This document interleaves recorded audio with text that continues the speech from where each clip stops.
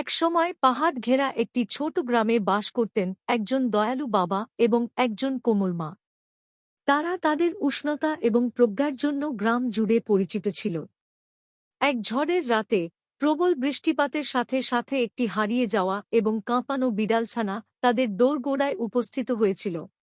পিতা তার করুণাময় হৃদয় দিয়ে তৎক্ষণাৎ ক্ষুদ্র প্রাণীটিকে তুলে ভিতরে নিয়ে আসেন।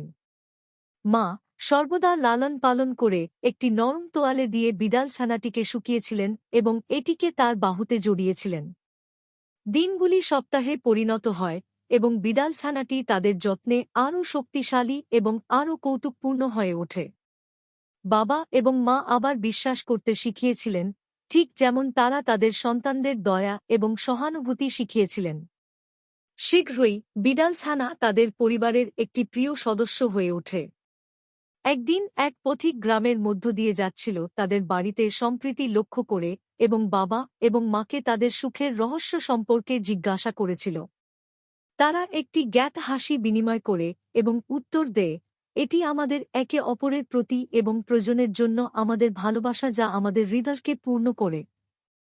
ভ্রমণকারী একটি নতুন উপলব্ধি নিয়ে চলে গেলেন যে পিতা ও মাতার মতো দয়ার সহজতম কাজগুলি তাদের নিজের দোরগোড়ার বাইরেও উষ্ণতা এবং আশার ঢেউ তৈরি করতে পারে।